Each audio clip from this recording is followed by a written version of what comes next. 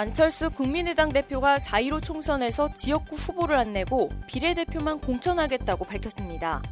정봉주 전 더불어민주당 의원은 비례 전용 열린민주당 창당을 선언했습니다. 4.15 총선에서 거대 정당들의 비례 전용, 이른바 위성정당 논란과 관련해 정의당 헌법재판소에 위성정당 등록 무효 헌법소원을 청구했습니다. 이호영 변호사와 법적 쟁점 짚어봤습니다. 검찰이 코로나19 역학조사를 방해한 혐의 등으로 고발된 이만희 총회장 고발 사건을 고발 하루 만에 수원지검에 배당하고 본격적인 수사에 착수했습니다. 코로나19 확산 주요 원인을 중국에서 들어온 한국인이었다고 국회에서 발언해 논란을 빚은 박능우 보건복지부 장관이 검찰에 고발됐습니다. 명예훼손 성립 등 법리를 따져봤습니다.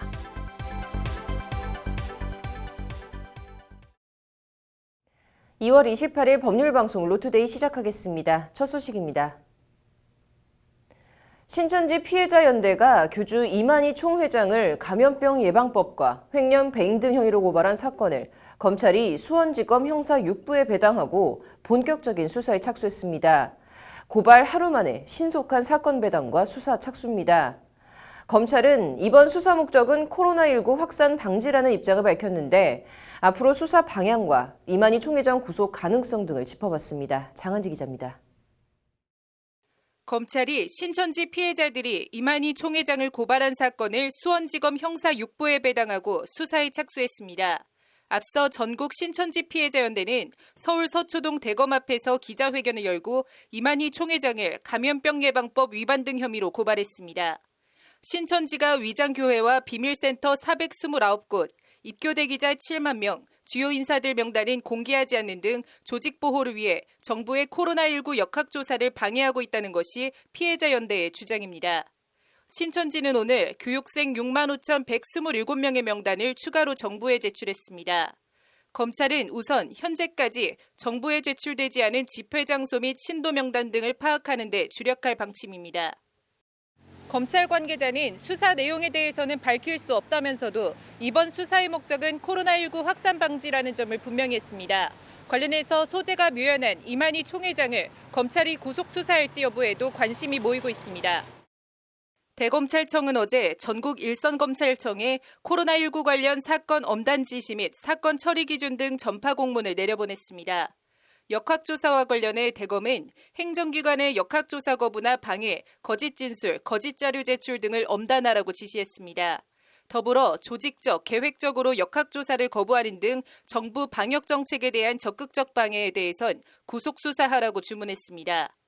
방역 조치의 실효성을 확보하고 방역 당국의 행정력을 방해하는 행위에 대해 엄정한 대처가 필요하다는 것이 대검 관계자의 설명입니다.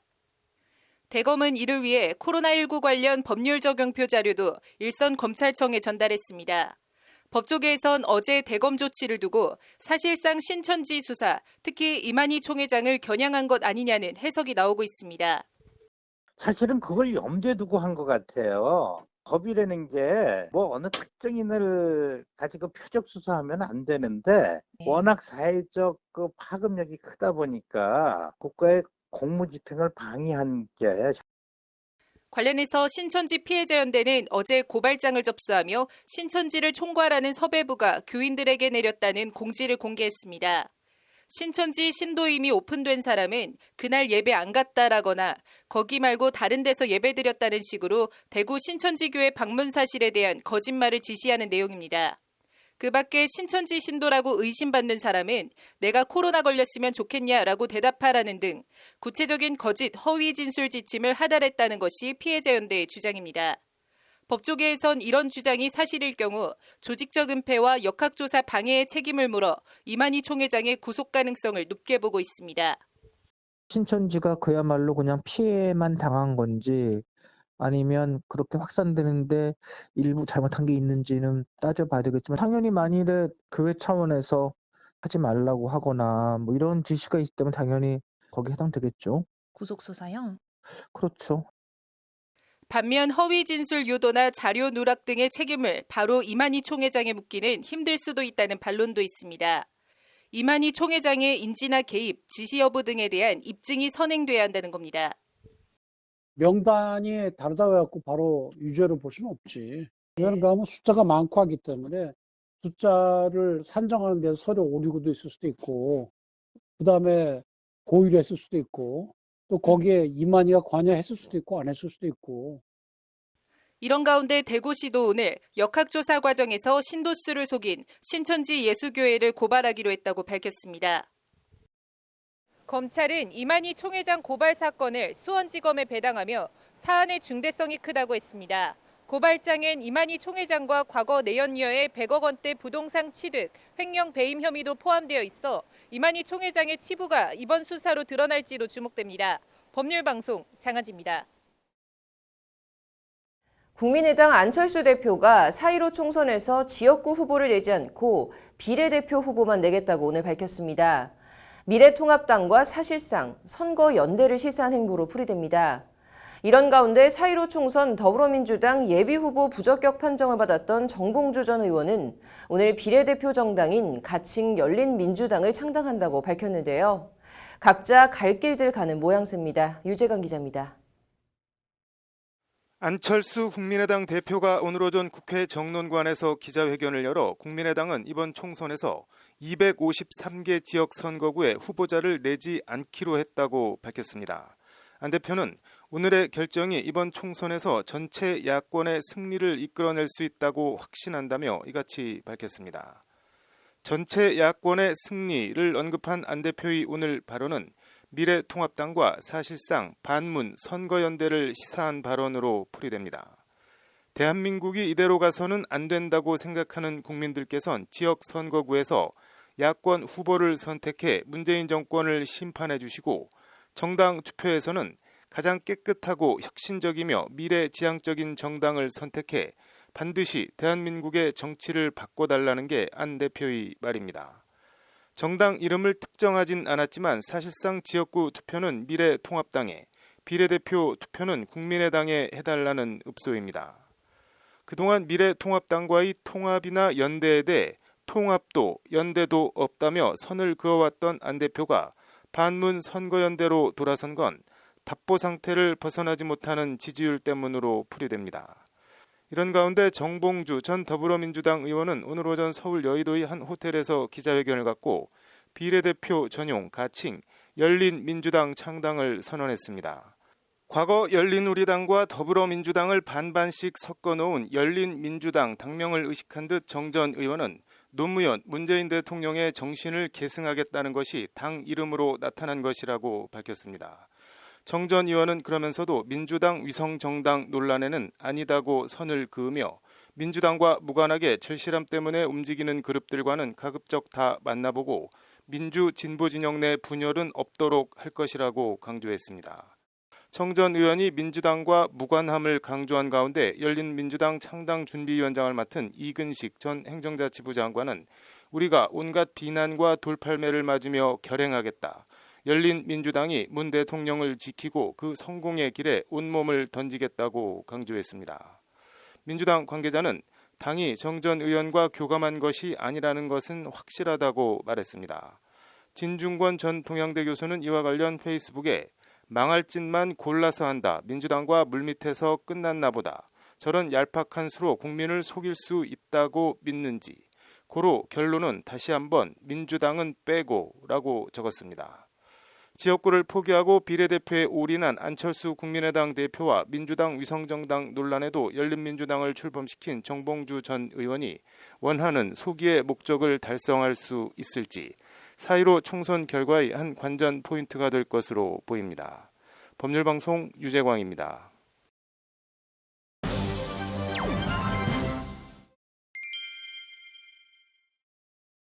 네, 더불어민주당 안팎에서 비례대표용 위성정당 창당 소리 불거지면서 이 위성정당에 대해 이런저런 말들이 나오고 있습니다. 오늘 이호영 변호사의 뉴스와법에선 선거법 얘기 한번 해보겠습니다. 이 변호사님 어서 오십시오. 네, 안녕하세요. 좀 이 얘기들을 좀 더 자세하게 살펴보려면 일단 이 공직선거법 개정안에 대한 얘기부터 좀 먼저 짚고 넘어가야 할 것 같아요. 이제 애초에 취지는 이제 국민의 어떤 정당에 대한 지지 그 율과 그다음에 실제 정당의 의석수에 괴리가 있었거든요. 기존의 그런 단순 다수제 소선거구제 방식대로 하면 실제로 국민들은 이렇게 이제 군소 정당들에 대한 지지율도 상당히 꽤 나오는데 네. 실제 그런 군소 정당이 우리 가지는 의석수는 그것보다 훨씬 적고 반대로 지금 민주당과 현재 미래통합당 같은 양당, 거대 양당 같은 경우는 실제 지지율보다는 의석수가 훨씬 많거든요. 네. 그래서 이런 어떤 국민의 지지율과 의석수의 차이를 좀 줄이고 좀 국민의 어떤 소수의 어떤 의견이 좀 국회에 더 반영이 되는 그러한 어떤 다원주의적인 민주주의를 우리나라에 한번 구현해보자 라는 취지에서 이제 준연동형 비례대표제를 도입을 했는데 지금 이제 구 미래통합당이죠. 자유한국당 시절에 이제 그 준연동형 비례대표제에 의하면 그 한국당과 그다음 지금 미래통합당이죠. 미래통합당과 민주당 같은 경우는 의석수가 줄어들 것이 뭐 예상되는 상황이거든요. 네. 그러니까 위성정당을 만들어서 그 줄어드는 의석수를 다시 가져오겠다는 게 이제 지금 현 미래통합당의 공식적인 뭐 행보인 것이고요. 네. 그것에 대해서 이제 민주당도 아니 지금 상대방이 저렇게 룰을 어기면 우리도 해야 되는 거 아니냐라는 얘기들은 나오는데 네. 이게 명분을 얻기는 좀 어렵죠. 아무래도 그 준연동형 비례대표제를 통과시킬 때 민주당이 그때 4+1 협의체의 상대방 파트너들이 있지 않습니까? 뭐 정의당을 비롯한 그러한 정당들과 어떤 약속이었는데 그러한 약속을 지금에 와서 깨는 거는 뭐 쉽지는 않을 것 같습니다. 네.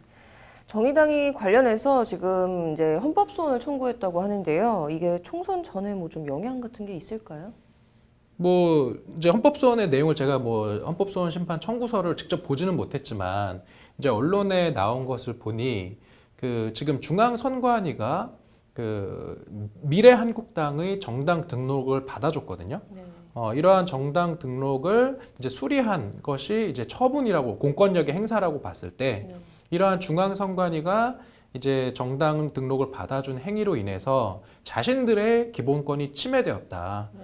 라는 것을 이제 이유로 헌법소원 심판을 청구를 했다라고 나오는 것인데 총선 전에 어떤 이런 헌법소원 심판 청구가 받아들여질 가능성은 그렇게 높지는 않을 것 같아요. 네.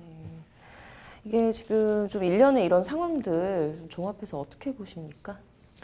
뭐 좀 안타깝죠. 이게 어떤 이제 보수 논객이 TV 토론에 나와서 하는 말이 이런 위성 정당을 세우는 것은 묘수 중에 묘수다라는 표현을 하셨어요. 네. 그런데 제가 봤을 때는 이게 과연 진짜 묘수인가?